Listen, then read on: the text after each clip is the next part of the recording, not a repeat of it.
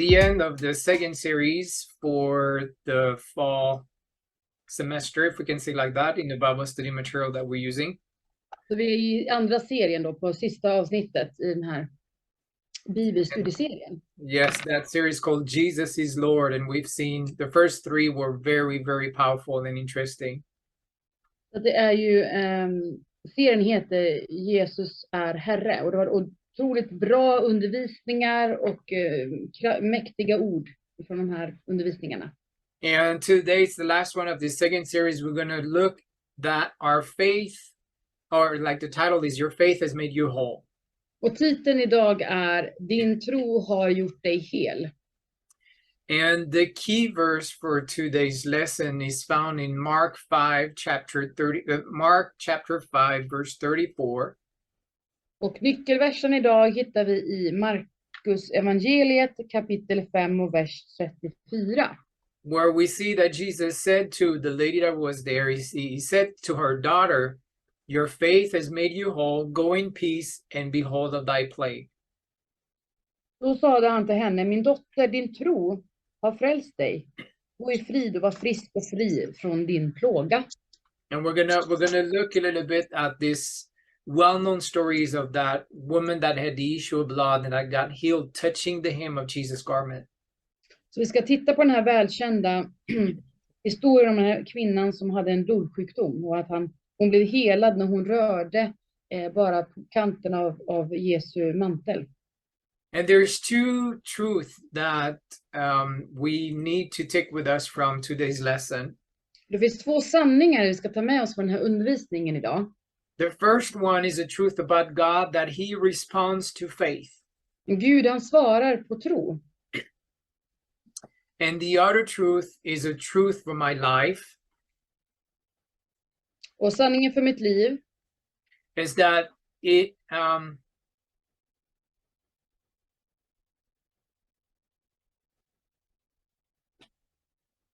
du med oss? It's missing a word because Okay. it's never too late.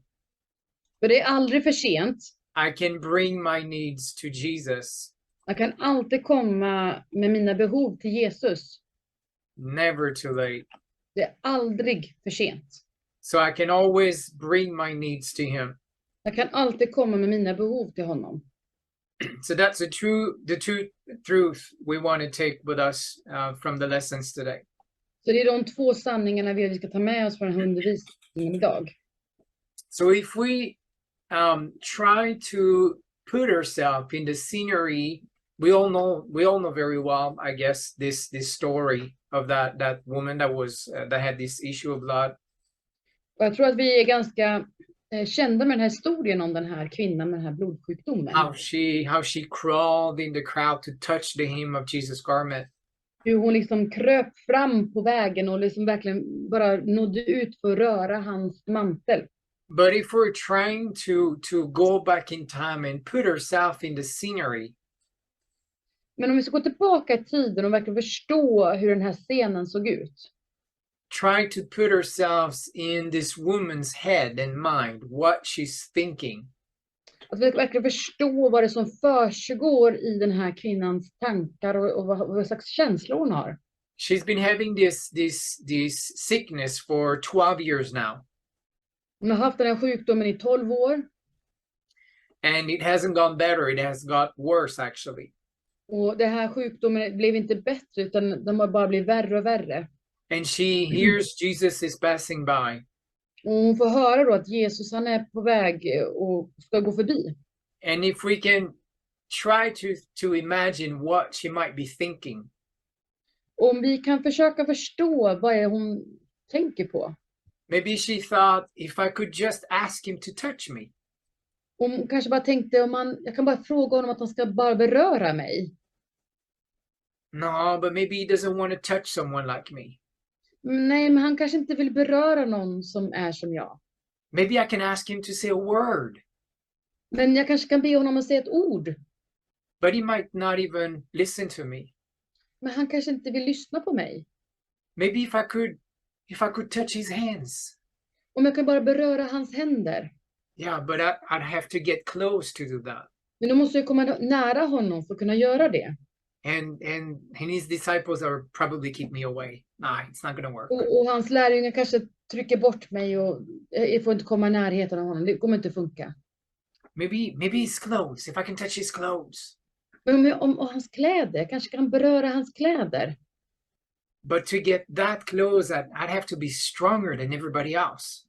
Men för att kunna komma så nära så måste jag vara starkare än alla andra.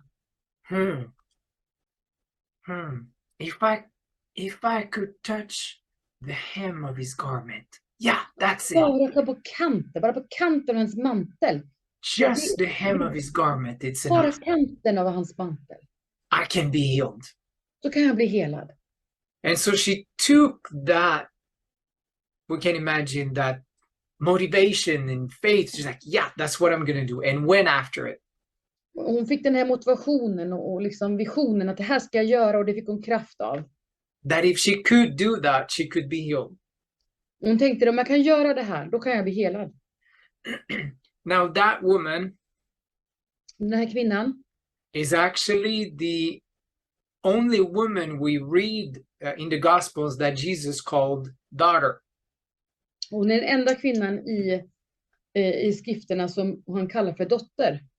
Like it was in Mark, in the verse, and he said unto her, daughter, your faith has made you whole. I don't know how it is in Swedish. Han säger, min dotter, din tro har frälst dig. There you go. It's the same in Swedish as well. She's the only woman Jesus called my daughter or daughter. Hon är den enda kvinna som Jesus kallar för min dotter. And she had this chronic disease. Och hon har den här kroniska sjukdomen. And the condition that she had made life outside the house almost impossible for her. Och den här sjukdomen gjorde att hennes liv utanför hennes hus var nästan omöjligt. Especially in the Jewish culture. Speciellt på grund av den judiska traditionen. Because she was losing blood. På grund av att hon förlorade så mycket blod. It meant that she was in the Jewish culture. When women had their period, they were considered unclean for that amount of days. I den judiska traditionen eller kulturen så var det när en kvinna hade menstruation så är hon liksom oren. So she wasn't clean until her period were over. Så man var inte ren förrän hennes menstruation var över. And so here she was continuously being unclean because this blooding would not stop. Så den här, på grund av hennes sjukdom och hennes blödningar som inte slutade blöda, det gjorde att hon var oren hela tiden. So she had been considered unclean for the past 12 years. Så hon hade varit oren egentligen i 12 år.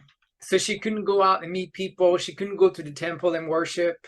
Hon kunde gå ut och träffa andra människor. Hon kunde gå till templet och be. And lots of other things she couldn't do because she was considered unclean because of her sickness. Mycket andra saker som hon inte kunde göra för att man såg på henne som oren. And it could even do things more complicated and difficult for her family, even living with her at home. Och det kan också bli svårt för hennes familj eftersom hon bodde hemma på grund av den här sjukdomen. If they would sit or touch where she sat, for example, they would also be considered unclean. Om de satt eller var runt henne och berört där hon har varit, att de också kunde bli sedda på som orena. So it kept her from the rest of society. De blev som utstängd från samhället. And she tried to get help. Och hon försökte få hjälp. She went to see a few doctors and tried to get some cures for her disease. Hon gick till några läkare och försökte få ett botemedel för hennes sjukdom. And in those days, the Talmud, so the Old Testament, Alltså på det gamla testamentet, there were about something around, I think it's 15 different cures for the kind of disease that she had. Så fanns det 15 olika botemedel för den här slags sjukdomen som hon hade. So there were one, for example, you had to mix some kind of gum with some kind of flowers. En botemedel var att man skulle ta någon slags gum, alltså tuggummi alltså. Nej, I don't think it's tuggummi, but some kind of gummy thing. Någonting som var lite gummiaktigt. Yeah. Tillsammans med vetemjöl. And then you would crush it together and then you would blend it in wine. Och man skulle liksom blanda det ihop tillsammans och sen blanda det också tillsammans med vin. And then she would drink that. Och då skulle man dricka det här. And it should cure her disease. Och det skulle egentligen kunna ha botat hennes sjukdom. But if that didn't work, then you went to cure number 2.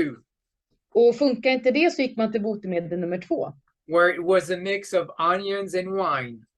Och det var en mix av lök och vin. That you had to drink. Som man var tvungen att dricka. And if it didn't work, then you went to cure number 3. Och fungerar inte det så gick man till botemedel nummer 3. Where you had to sit in a special place, in a special way. Och var tvungen att sitta på ett speciellt ställe, på ett speciellt sätt. And then someone was to come from behind and scare you. Och någon skulle komma bakifrån och skrämma dig. And then if it wouldn't work, then you would go to cure number 4. Och funkar inte det så gick man till botemedel nummer 4. And cure number 5. Så nummer 5. And so on until you go through the 15 or 14, 15 different fram cures. till nummer 15. But the thing is that poor woman, she ran out of money somehow, somewhere in the process. Men under den här processen av alla de här botemedlen så fick hon slut på pengar.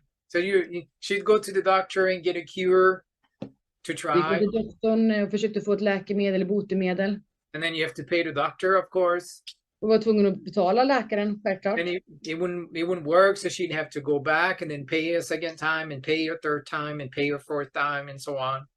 Och så eftersom det inte fungerar så kom ju tillbaka hela tiden till sin läkare och försökte få botemedel, så det tog mycket pengar. Until she probably somewhere in that process just ran out of money and couldn't keep going to the doctor. Tills till slut hon inte hade några pengar kvar.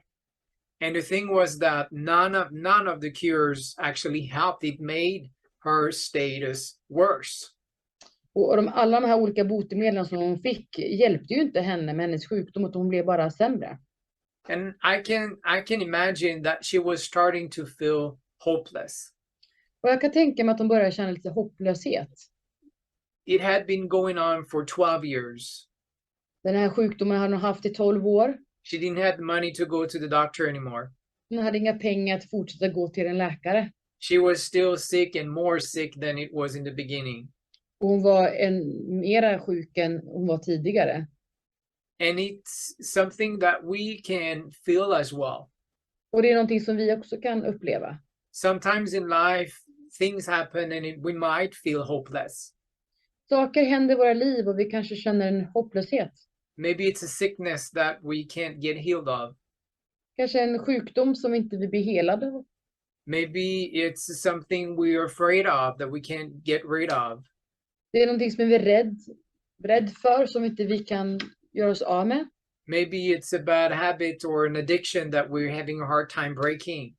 Det kanske är dåliga vanor eller ett beroende som vi har svårt att göra oss av med. And it might make us feel hopeless at times. Och det kanske får oss att känna hopplöshet. But we do not have to feel hopeless. Men vi behöver inte känna en hopplöshet. Because we can have faith instead. Och vi kan ha tro istället. Because our faith is not something that we base on what we can do. Och för vår tro är ju inte baserad på det som vi kan göra. If I can fix it myself, I don't need faith. Om jag kan fixa allting själv så behöver jag inte ha tro. Because I know I can. Jag vet att jag kan. But faith is grounded on what God can do. Men tro, det är ju baserat på det som Gud kan göra. And Jesus throughout the Gospels and in his ministry showed what he can do. Och Jesus visar i Bibeln, om man läser evangelierna, så visar ju han vad han kunde göra. That is greater than nature. Att han är större än naturen. Than any devils or disease. Han är större än demoner och sjukdomar. And even death. Och till och med större än döden. But because of the things we might have in life or the things we're going through. Men på grund av saker som vi har i våra liv eller saker vi går igenom, we might feel like this woman, like outside society, kind of canceled by society. vi kanske känner oss precis som den här kvinnan, att man liksom är utanför samhället eller att man nästan är cancellerad av samhället. Something that makes us isolated from the rest of the world. Kanske någonting som isolerar oss från resten av världen. And it can be, make us feel hopeless. Och det kan ju göra att vi känner oss hopplösa. And here, that lady could have been, she was kind of considered a danger to the community. Och den här kvinnan, så kanske man kan säga att hon var som en fara för samhället. Because they could see, or they could think that her uncleanness could be spread around like a disease and be contagious. Och kanske trodde att den här orenligheten, att den kunde sprida sig runt till andra människor. But because of her faith, Men på grund av hennes tro, she boldly left her isolation. Så gick hon alltså med en frimodighet, så lämnade hon sin isolerade tillvaro. And she determined herself to touch Jesus and be healed. Och hon var bestämd i att hon skulle röra vid Jesu mantel. She understood that he could heal her. Hon förstod ju att han kunde hela henne.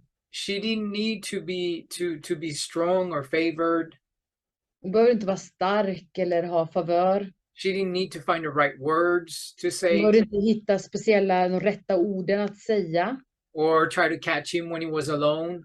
Eller att försöka fånga upp honom när han var ensam. She didn't need a magic formula. Hon behöver inte en magisk formel. Because she had her faith. För hon hade sin tro. If I can touch the hem of his garment, I will be Jag kan healed. bara röra honom vid kanten av hans mantel. And that's all she needed, that Och det faith. var det enda hon behövde ha, sin tro. She only needed to touch the hem, or like the fringes of his garment. Hon behövde bara liksom beröra utkanten av hans kläder. It's if you in the daily devotional that I read that's connected to the weekly lessons. Och den här dagliga mannaskrifterna som jag läser varje dag, som är ihopkopplad med den här bibelstudien. I think was in on Monday they explained, actually it was at the bottom of your clothes, it was small fringes that were hanging. Så då förklarar de att precis i kanten av dina kläder så finns det liksom små trådar som hänger ner. And they were symbolizing the commandments and the sins that you were to not do. Och de här fransarna som fanns då, det skulle symbolisera alla de här lagarna som du ska följa. So you would look at them on your clothes and then remember the sins you were to avoid, to follow God's word. Obey God's Och när word. du såg de här fransarna så skulle du påminnas om de här sakerna du ska hålla dig borta ifrån. But that's the only, she said, if I can touch that, I'll be healed. Och det är det hon tänker på. Men jag kan bara röra vid de här fransarna, då kommer jag bli helad. Jesus is not going to have to, he's not going to need to be willing or intend to heal me. Och Jesus behöver inte ens tänka tanken att han ska hela mig eller liksom säga någonting över mig. He's not even going to need to know that I need to be healed. Och han behöver inte ens veta om att jag behöver bli helad. I just touch the hem of his garment, be healed, and then go home. Om jag bara rör vid med fransarna med hans kläder och så kan jag gå hem. Jag kommer bli helad genom att jag rör honom. That was a really strong faith she had, that woman. Det var en väldigt stor tro som hon hade, att genom bara röra vid hans fransar.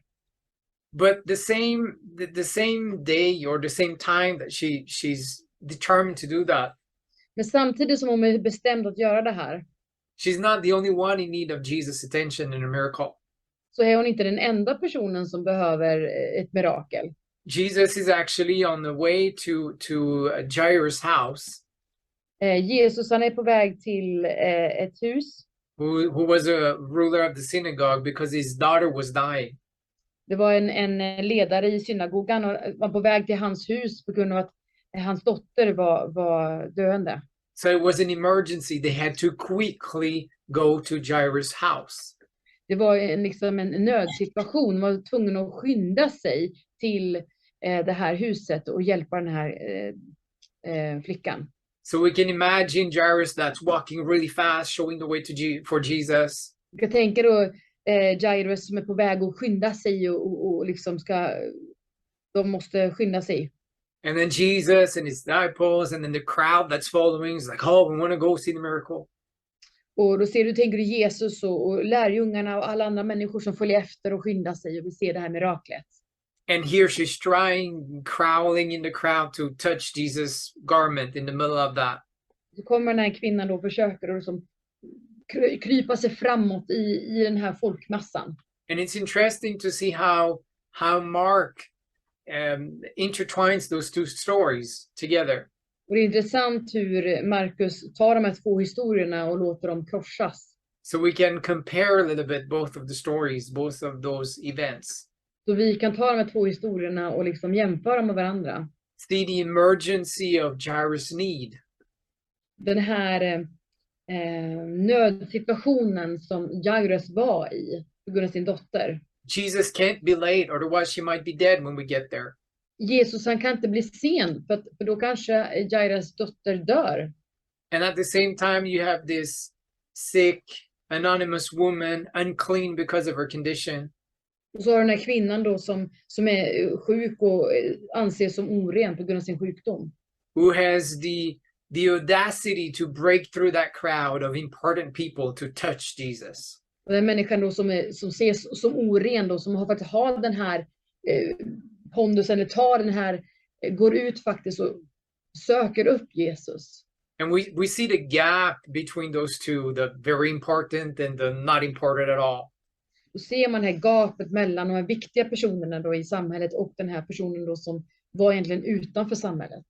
And still how Jesus will answer both of those needs.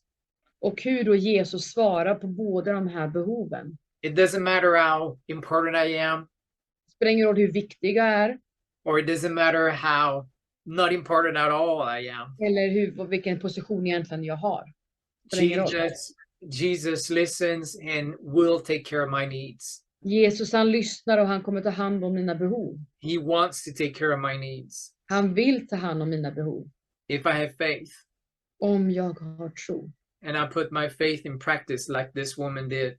Och jag verkligen använder min tro i handling som den här kvinnan gjorde. And how she did it was just amazing. Och hur hon gjorde det var ju helt otroligt. She had that faith and trust. If I can just touch him, I'll be healed. Att hon hade den här tron, hon hade den här förhoppningen att bara jag rör vid hans fransar på mattan så kommer jag bli helad. There's no need for anything special or any kind of, I don't know, ceremony or anything fancy. Och inte ha det här att man inte behöver någon stor grej utan det var en enkel situation. Jesus just wants my faith. Jesus, han vill bara ha min tro. Because if I have faith, he'll respond to it. Om jag har tro så kommer han också svara på den. And he did for that woman. Och han gjorde det för den här kvinnan. He did for Jairus as well. Han gjorde det för Jairus också. But that woman finally, after 12 years of sickness. Och den här kvinnan då som har varit sjuk i 12 år. We can think she was probably really weak. Man kan tänka att hon var antagligen väldigt svag. Didn't have much strength at all. Hade inte alls mycket energi.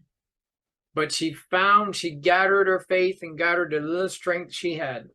Hon tog sin tro, hon tog den lilla styrkan hon hade kvar. And made her way through the crowd. Hon tog sig igenom den här folkmassan.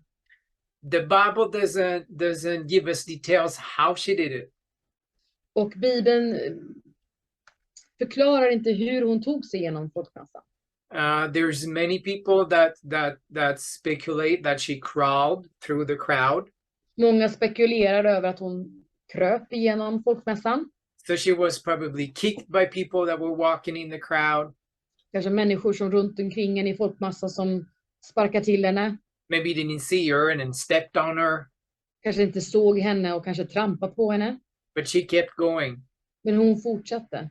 If I can just touch the hem of his garment, I Om will. jag bara kan beröra kanten, fransarna på hans mantel, så blir jag helad. We don't know how long it took her to get there. Vi vet inte hur lång tid det tog för henne att ta sig fram till Jesus. Maybe it was a short time, maybe it was a much longer time. Det kanske var en kort tid, eller så tog det lång tid. But we know that she finally got there. Men vi vet att hon äntligen kom fram till Jesus. She saw those fringes on Jesus' garment and then reached for it. Hon såg med fransarna på Jesus mantel, och hon sträckte sig ut mot dem. And she touched them. Och hon berörde dem.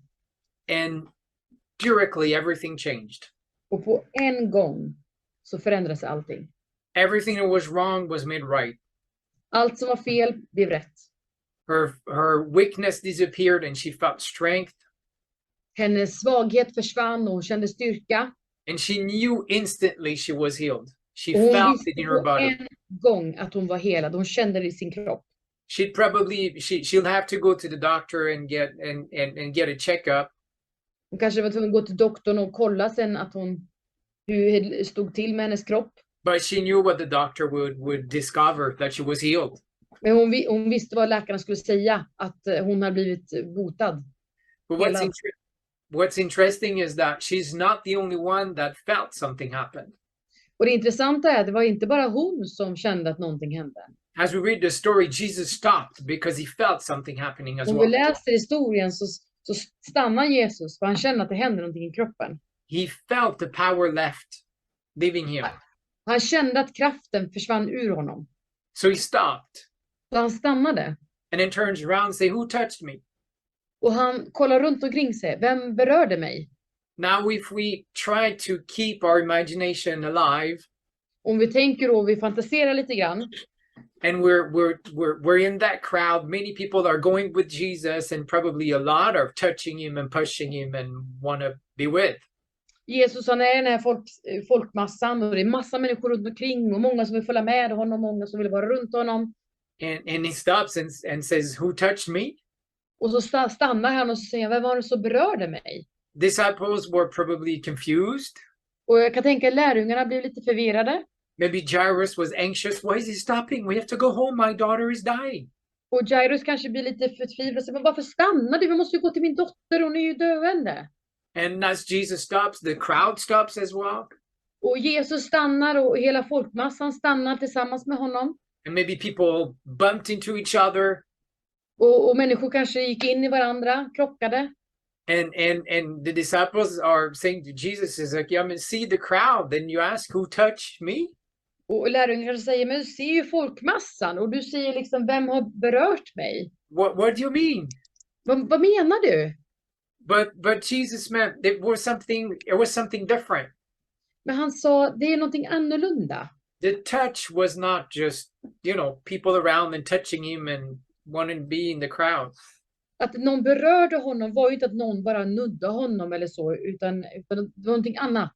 They didn't just rub shoulders or accidentally bumped into him. Det var inte någon som att råka komma in i honom eller råka stryka mot honom. He meant something happened. Someone has touched me in a very special way. Han menar att någonting har speciellt hänt. Någon har berört mig på ett speciellt sätt. And it could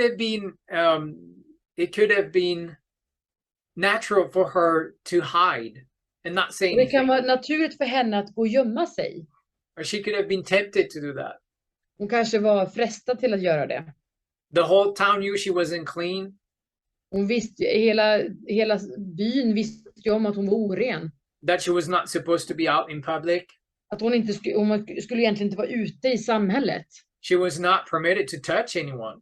Hon fick ju inte beröra någon. Especially not a holy man, a teacher, a rabbi.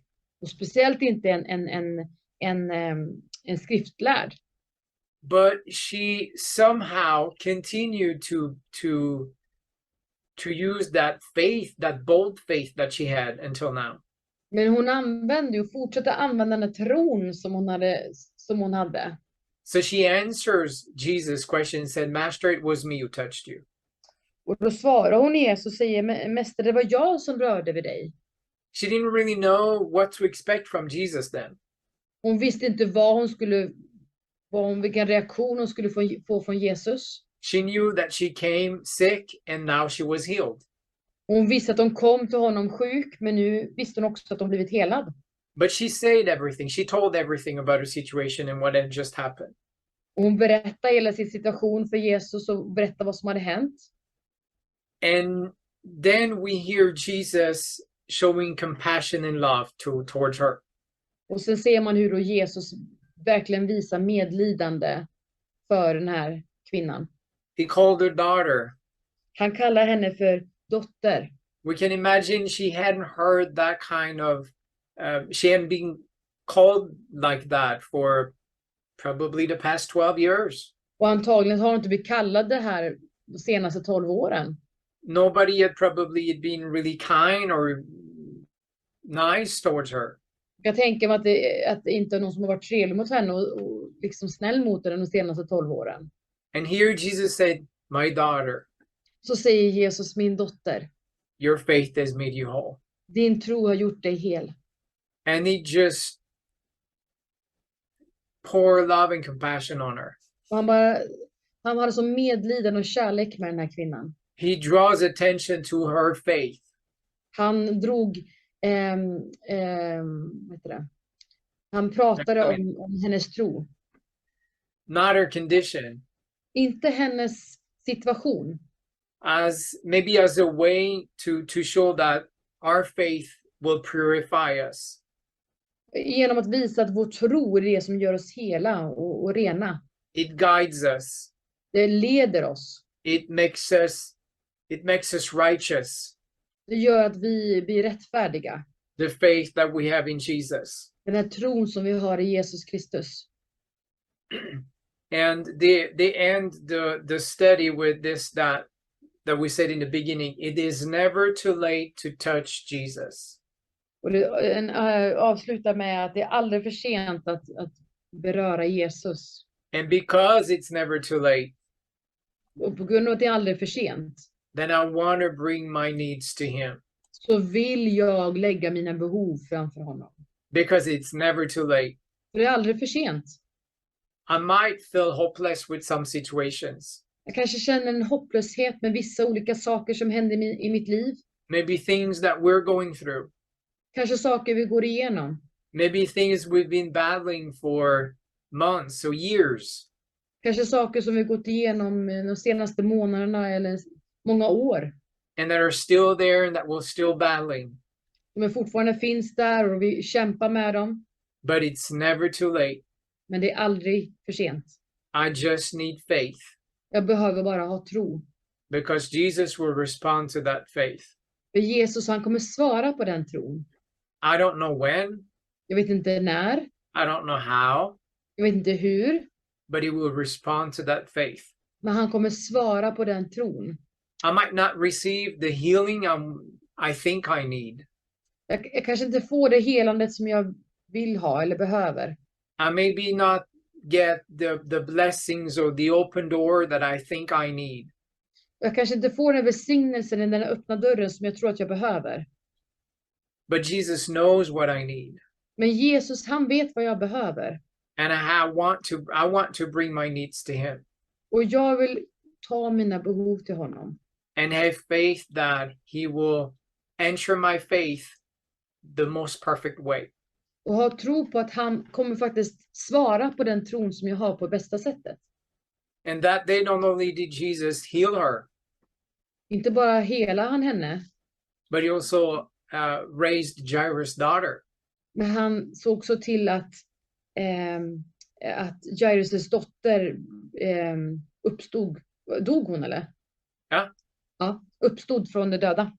And we might that's a whole other story we could spend time on. Och det finns en hel historia runt det som vi skulle kunna prata mycket om.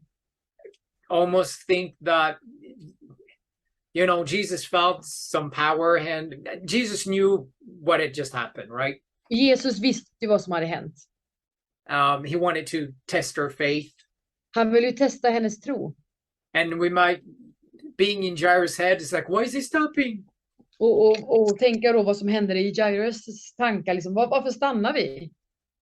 And then they finally get there and then he gets to know that his daughter died. och äntligen kommer dit då till hans hus och hör då att hans dotter har dött. And he might be angry on that woman. I knew it. Why did Jesus stop? Now she's dead. Och så kanske han blir arg på den här kvinnan och säger, varför stannar vi? Varför gjorde hon allt det här? Varför stannar vi? Nu är hon ju död, min dotter. It's that unclean lady's fault. Ah, Den här orena kvinnans fel. we didn't make it home and now my daughter's dead. Vi hann inte hem och nu är min dotter död. And we might think, why did Jesus do it? Och tänker man, varför gjorde Jesus det här?